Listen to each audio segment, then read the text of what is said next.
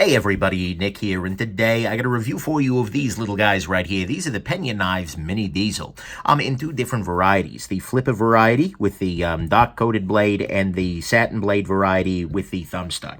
But first off, I want to, full disclosure here. These guys were sent to me by Peña Knives. Actually, this was at my request. I went to, at Blade Show, I walked up to Peña Knives. I said, hey, Enrique, nice guy, really nice guy, actually. But I got to handle a bunch of his stuff, and one of the things he had on the table was a pair of these guys. And I said, oh, those are kind of nice. Can I get a couple my way for review? And he said, well, sure, absolutely 100%. So anyways, he sent me these guys to take a little look at. So thank you very much for that, Enrique. But nevertheless, I have to assume these are the very best quality controlled ones ever because they're coming directly from the maker. And because he knows I'm kind of a picky guy. But I've done my best not to let that affect my review here. Next thing, let's do a size comparison. And I'll go ahead and I'll use the thumb stud model just because that's going to be a little easier to see next to everything else. Here it is against your Ontario Rat number 2. And your Spyderco PM2. So you can see here, this is the Mini Diesel, but it is not particularly a mini knife. I mean, in terms of sharpened blade length, we are right in the same vicinity as the PM2 here. But although handle size, a little smaller. Then here it is against your Spyderco Delica. So you can see here, yeah, it's a reasonably sized little piece. So there is your size comparison. Next thing, this is both of these are production versions of the Diesel custom knife that Peña did at one point in time. These are a part of his X series. Oh yeah, X series. It sounds like some kind of an extreme sport. But anyways, they are being produced overseas by Rayot Knives. But they are being sold by Enrique and by other folks, I believe. And there were two models of them. Like I said, here you've got your flipper model and your thumb stud model, and I'll talk about both. Although they are remarkably similar, I'll talk about the differences where they emerge. So anyways, let's talk about the good, the great, the bad, and the ugly of this very interesting little pair of knives right here.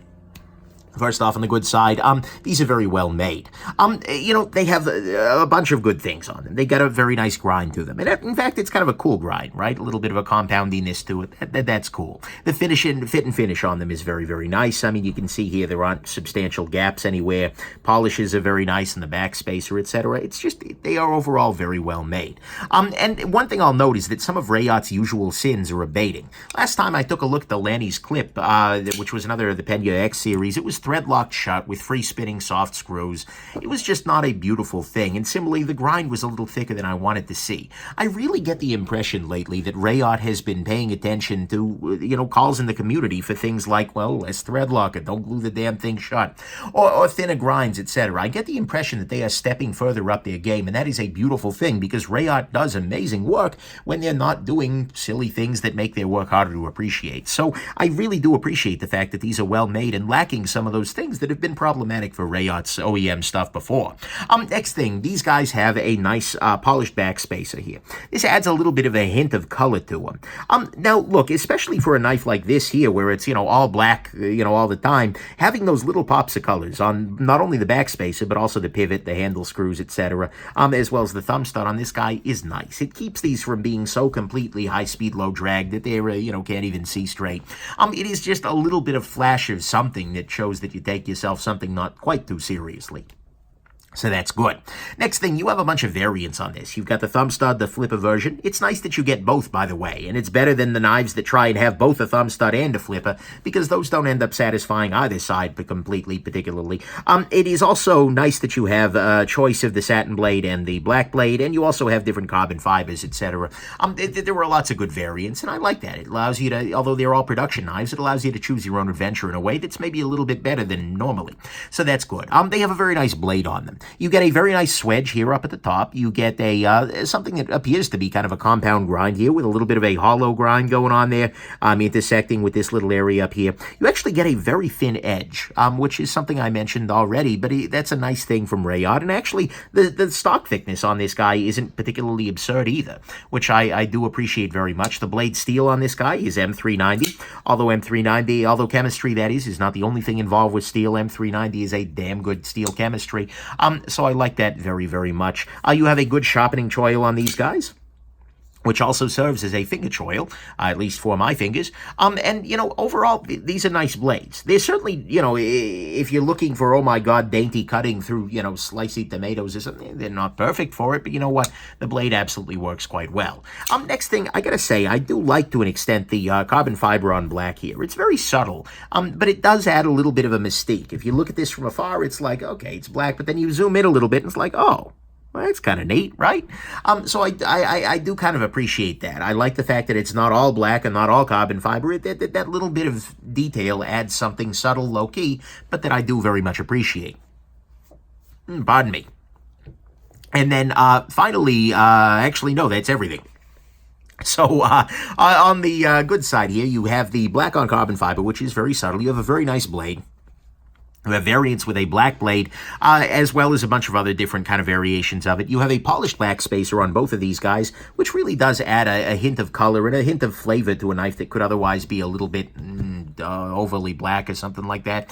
And it is just well made, with none of Rayot's usual sins in play here. So, to me, all of that is the good. On the great side, the action here is great, on both sides. The flipper tab works great. I mean, Rayot can make a good flipper action. There is no concern about that. Absolutely 100% Rayot does great work with a flipper. But the thumb stud is actually well dialed in too. The detent is very hard, but it easily deploys. There is no problem with the detent on this guy, and because it's running on bearings, it's just 100% reliable and easy. The action on this guy is very, very good. And then on the closed side, by the way, also quite nice. The action is great. So, to me, I think that's the great part here is 100% the action is just good. It's real good. So, there you go. That's great. On the bad side, to start with, he didn't make one of these guys which use wood scales and a backspace. I mean, come on, Peña, is the biodiesel too much to ask? Okay. All right. The puns aside, $300. Look, that's a lot of money. And there's getting to be a lot of competition in the $300 flipper frame lock space. I mean, it's well done. I don't have a problem with it. And this knife for $300 would have been like, oh my God, revelation 3 years ago. As it stands, it's a price that's fine. But you do have to love the design because there's just a lot of competition in this range. This is not a knife that is really trying to compete on the basis of price.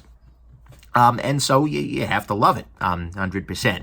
So, there you go. Next thing, the ergos on the flipper model, at least for me, aren't quite as nice. I like the ergonomics of this guy very much. Did I have that in the good?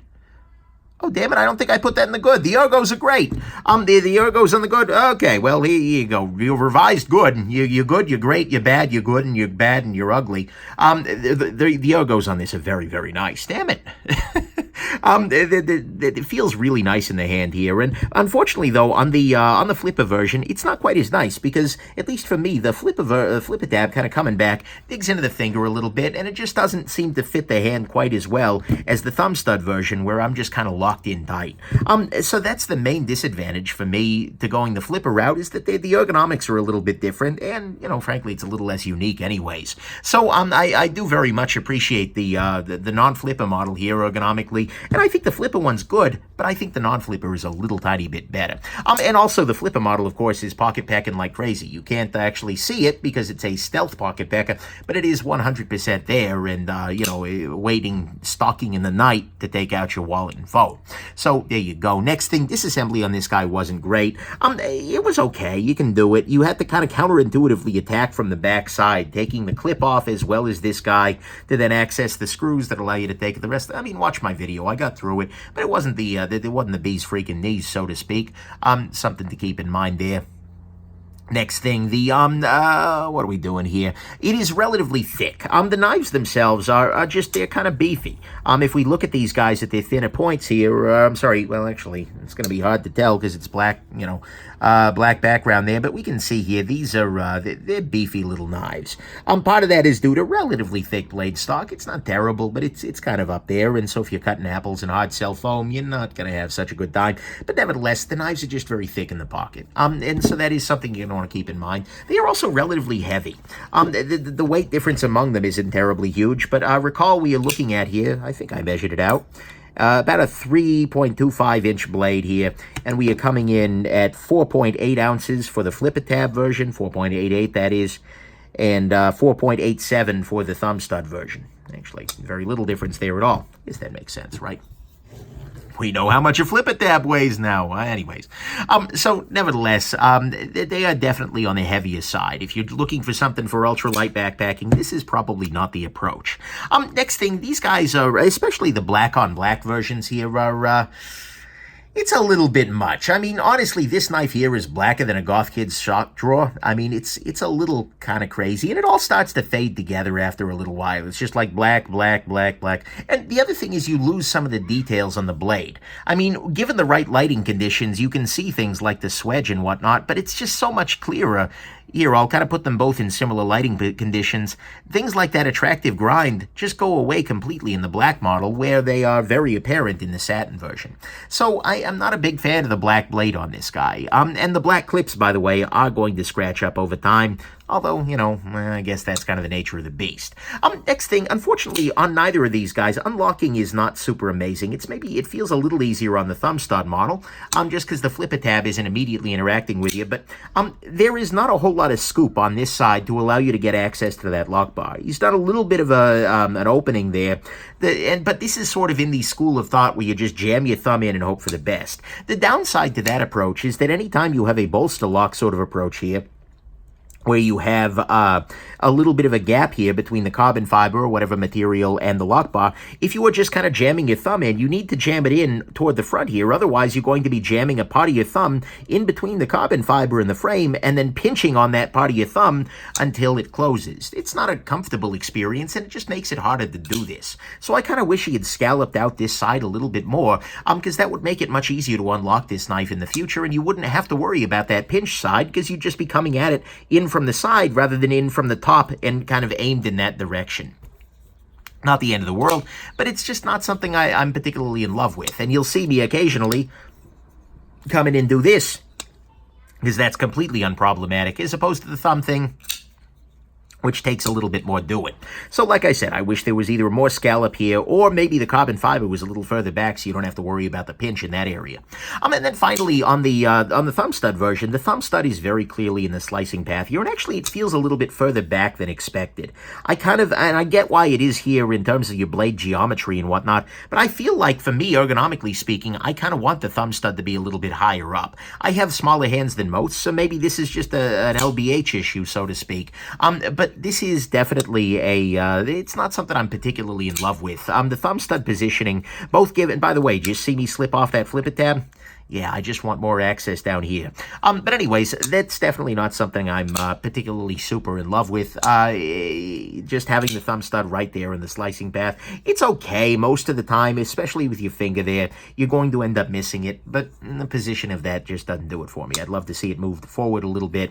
Well, forward a little bit in this dimension, back in this dimension. Same thing.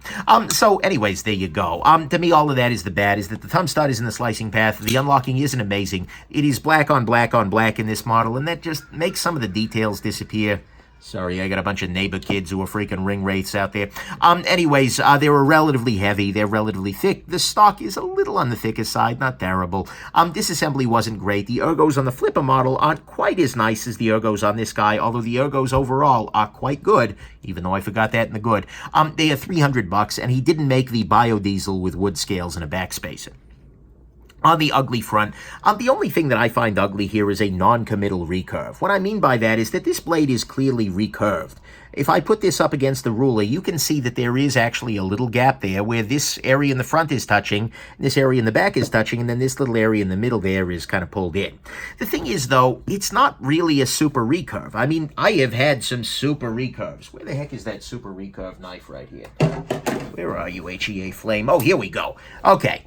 There are recurves in the world. This is a recurve. Oh my God. This is not so much. It's a little, like, just enough. And the problem is, I feel like genuinely, if you were going to recurve like you freaking mean it. Go for it. Recurve. What they've done here is they've made something that is recurved, but not with any real aesthetic benefit, and it's going to be a pain in the neck if you're trying to sharpen this guy on a flat bench stone. In fact, you cannot sharpen this surface on a flat bench stone. Instead, you're going to have to use something like a rod-based sharpening system or a very thin flat bench stone that you can kind of run along it. It's just, to me, you're losing something in sharpening, and you're gaining not much aesthetically, and frankly, I almost think this might be a little more attractive with a more classical spear point sort of shape with the flat area down here. So, to me at least, I find the non-committal recurves very ugly because they don't win you a lot aesthetically, but they do win you but they lose you a lot in terms of sharpening, and that's not a beautiful thing. Final conclusion on this guy, this is a very well done knife. Both of these guys are. They don't have the factory issues that the Lenny's clip seem to have. They are very nicely designed with a nice blade, good ergonomics, and a very, very nice action. They're very well done, I gotta say that. They are a little bit pricey. They are a bit tricky to take apart. With some extra thickness, weight, unlocking isn't amazing. The stud is in the slicing path, and you're getting a recurve, but only really enough of one to cause trouble. In terms of my recommendations, I would say 100% thumb stud over the flipper. Just because, A, there are a ton of good flippers out there these days, but thumb studs on bearings is still a little bit more unique. A knife that is really designed for that, that's nice. I appreciate having that there, and it feels a little nicer. You're not pocket packing, etc. For me, the thumb stud model won by a mile, and I would also absolutely get the satin blade. Unless you were born in the darkness, molded by it, and didn't see the light until you were already a man, I would not recommend you go with the all-black version, just because I think you'll better be able to appreciate the contrast. You'll better be able to appreciate the details here, the complex grind, etc. That will just be more appreciable on the uncoated blade versus the coated. But of course, that is still a matter of taste. But no matter what you pick up, I think it is a very nice knife. If you appreciate the design, this knife will absolutely, no doubt, fuel your appreciation for Peña's work. It will ignite your passion for a quality action. You will probably end up patrolling the internet for one, and I think you will enjoy these little guys right here. Get it? Diesel? Little guys, not these a little. Okay, anyways, there you go. I hope this was interesting, that I didn't penalize this guy too hard for being high speed, low drag, and that you have yourselves just an absolutely wonderful rest of your day. Bye now.